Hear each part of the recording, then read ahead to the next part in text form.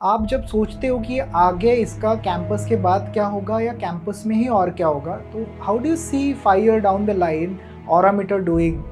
whom yes. they are addressing? 5 साल के बाद अगर आप विजन में सोचो तो ऑरामीटर एक एनवायरनमेंट बन चुका होगा। ट्रेंड होगा कि मुझे अगर सोशली लोगों से कनेक्ट होना है तो मैं फर्स्ट ऑफ ऑल ऑरामीटर पे कनेक्ट होऊंगा। लेकिन क्या आप जब सोचते हो as a young founder who is doing lot of thing, क्या रही आज तक की अचीवमेंट? अचीवमेंट की बात करें तो मेरी जर्नी बहुत यंग एज से स्टार्ट हुई है। मेरी एक पर्सनल फेवरेट अचीवमेंट है कि मैं 13 साल की एज में थोड़ा बहुत फ्रीलांसिंग सीखा हुआ था। कि मैं 13 की एज में फ्रीलांसिंग में लोगो बनाना, वेक्टर आर्ट बनाना, ये काफ़ी सारी चीज़ें सीखा।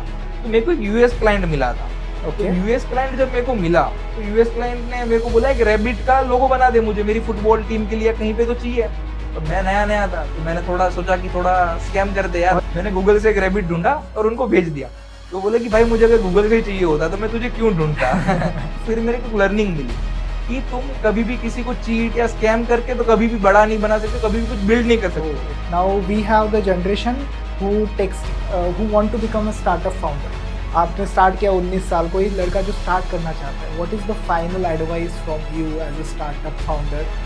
तो स्केलेबल स्टार्टअप्स की एक डेफिनेशन होती है कि आप रियल लाइफ के प्रॉब्लम सॉल्व कर रहे हो। रियल लाइफ के प्रॉब्लम अगर आप सॉल्व कर पा रहे हो तो स्केलेबल स्टार्टअप बना बना लोगे आप।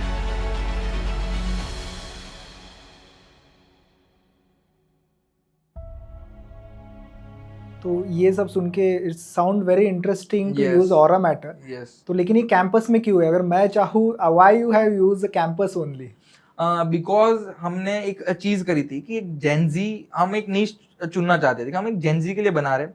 तो जेनजी आजकल 80 to 75% कॉलेजेस में जो जनरेशन आगे बढ़ रही है, तो वैसे 4 सालों के गैप में है।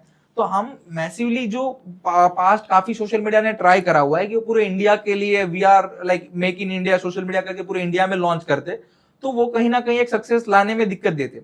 हम सुधारना चाहते हैं, हम 12-13 साल के बच्चे को भी यूज करवाना चाहते हैं, हम 35-40 साल वाले आदमी को भी यूज करवाना चाहते हैं। बट हम फोकस के साथ है कि हम अभी के लिए सिर्फ जेंजी के लिए बिल्ड कर रहे हैं।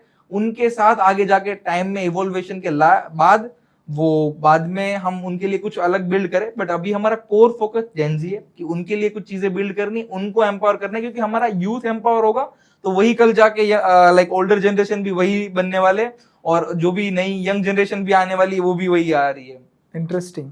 I got convince with idea कि ये मेटा को तो टक्कर नहीं देगा। This is a very parallel thing, एक नीश ऑडियंस के लिए है। यस। ऑडियंस ही अलग है, तो हमें हेड्स ऑन लेने की जरूरत नहीं है बिग यस। प्लेयर को, यस। क्योंकि यस। देर आर पीपल जिनको इसकी जरूरत है and you are yes. Targeting exactly that. Yes. लेकिन आप जब सोचते हो कि आगे इसका कैंपस के बाद क्या होगा या कैंपस में ही और क्या होगा, तो how do you see 5 year down the line Aurameter doing? whom yes. they are addressing? हम 5 साल के बाद अगर आप विजन में सोचो तो ऑरामीटर एक एनवायरनमेंट बन चुका होगा कि हर कॉलेज के स्टूडेंट के पास, हर कॉलेज के हर नए यंग जनरेशन के पास ऑरामीटर ऐप मोबाइल में तो होगा ही होगा। बट एक ट्रेंड बन चुका होगा कि भाई जैसे इंस्टाग्राम में रील्स स्क्रॉल करते, तो अगर एक ट्रेंड होगा कि मुझे अगर सोशली लोगों से कनेक्ट होना है तो मैं फर्स्ट ऑफ ऑल ऑरामीटर पे कनेक्ट होऊंगा। क्यों? क्योंकि बाकी सारे प्लेटफॉर्म तो कंटेंट के लिए माइंडसेट मेरा ये है कि मुझे Okay. कंटेंट देखने के लिए इंस्टाग्राम पे जा रहा है, मुझे यूट्यूब पे कंटेंट देखने के लिए जाना है। तो हम ऑरामीटर को उस तरह से स्पेस करना चाहते हैं कि अगर मुझे सोशल मीडिया की स्पेस में कहीं देखूं, एक रिवॉर्डिफिकेशन की स्पेस में कहीं देखूं, तो ऑरामीटर फर्स्ट थॉट होना चाहिए। और इसी के लिए हम कैंपस को ऐसा पैन इंडिया के साथ हम ग्लोबल लेवल पे भी वो कैंपस ओनली टैग को बहुत बूम करना चाहते हैं। Okay. और इसमें हमारी खास चीज है ब्रांड्स के लिए कि मेरा अब एक विजन है कि 5 साल बाद जहाँ पे सोशल मीडिया मार्केटिंग के अगर आप कोर्स देखते हो तो वहां पे सिखाया जाता है कि लिंक्डइन पे कैसे मार्केटिंग करे, इंस्टाग्राम पे कैसे मार्केटिंग करे, स्पेशली एक कोर्स होते हैं एसईओ और वो सबके। तो मैं चाहता हूँ कि 5 साल बाद, 4 साल बाद ऑरामीटर की एक स्पेस वहां पे बिल्ड हो कि Okay. अगर आपको जेंजी का वो चाहिए कि मुझे उनको टारगेट करना है, मुझे उनके लिए कुछ बिल्ड करना है, उन तक पहुंचाना है, देयर मस्ट बी ट्यूटोरियल्स कि हाँ ऑरामीटर में ऐसे ऐसे चीजें चलती है, आप ऑरामीटर को यूज करके ऐसे स्पेसिफिकली जेंजी को टारगेट कर सकते हो। तो अंकित भाई, ये काफ़ी इंटरेस्टिंग जर्नी थी कि हम ऑरामीटर तक आए, हम बात कर रहे हैं कि ये कैसे रहेगा 5 साल का। लेकिन क्या आप जब सोचते हो as a young founder who is doing lot of thing, क्या रही आज तक की अचीवमेंट, एक अगर रिफ्लेक्ट करना चाहोगे तो? अचीवमेंट की बात करें तो मेरी जर्नी बहुत यंग एज से स्टार्ट हुई है कि मैंने 13 की एज से स्टार्ट करा था।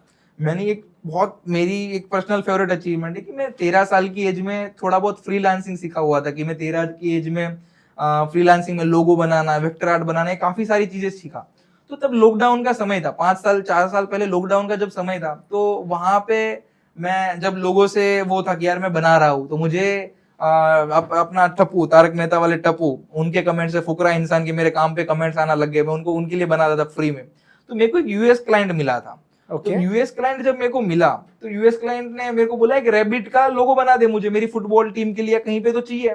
तो मैं नया नया था, तो मैंने थोड़ा सोचा कि थोड़ा स्कैम करते यार, और रैबिट। ये आपने 13 की एज में यस, किया? 13 लाइक, इंटरेस्टिंग। यस, जब भी लॉकडाउन 5 साल पहले की बात कर रहा हूँ। तो वो यूएस क्लाइंट ने मुझे बोला कि मुझे रैबिट बना दे, और मैं एक ऐसा छोटा बच्चा, यार इनको रैबिट चाहिए तो मुझसे क्यों बनवा रहे हैं, मुझे क्यों $8-9 पे कर रहे हैं। मैंने गूगल से एक रैबिट ढूंढा और उनको भेज दिया। तो बोले कि भाई मुझे अगर गूगल से ही चाहिए होता तो मैं तुझे क्यों ढूंढता। so, मैं वो उन्होंने मुझे बोला कि अगर गूगल से ही चाहिए तो मैं तुझे क्यों ढूंढता, मैं तुझे वाह। आज अफ्रीका में या यूएसए में बैठ के तुझे अगर कांटेक्ट कर रहा हूँ तो कुछ यूनिक चाहिए होगा।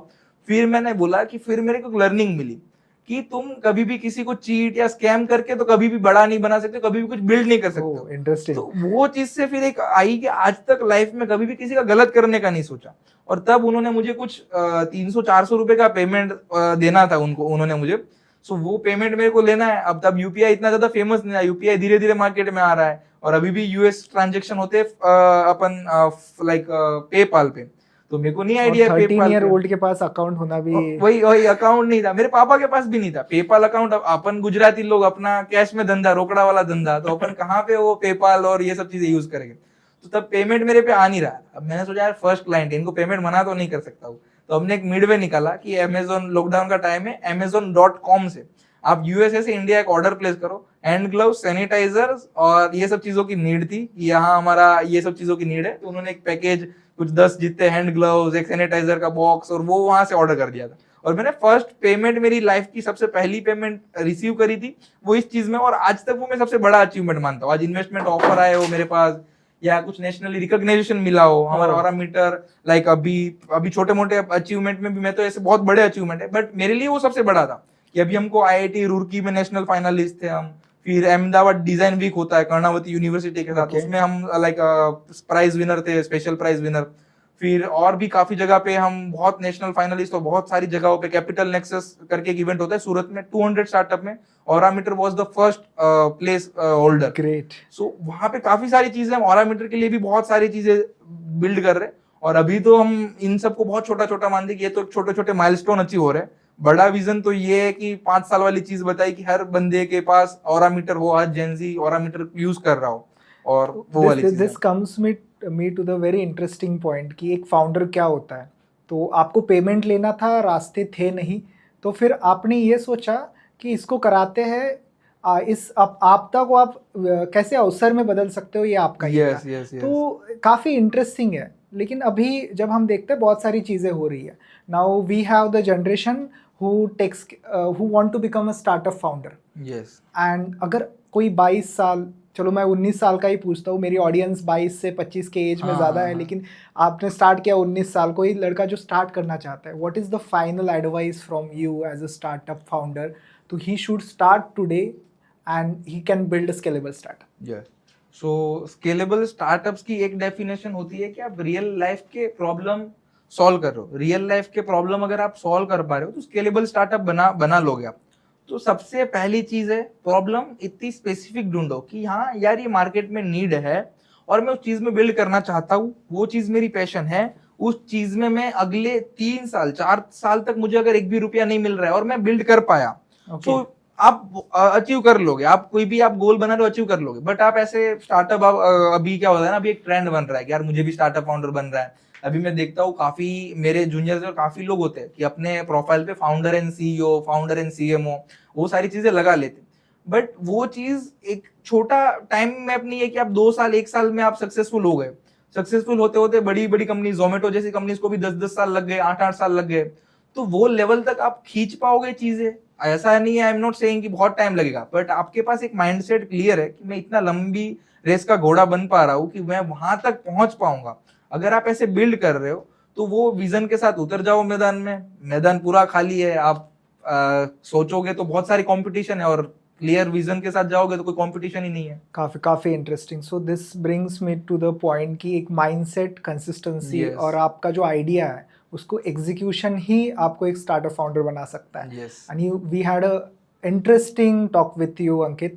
Yes. काफी इंटरेस्टिंग जर्नी है, काफी पहले से आपने शुरू किया। Everyone must be inspire, people will learn a lot from this. Yes. Thanks for coming, happy to Yes. Have you here, thank you so much. Yes.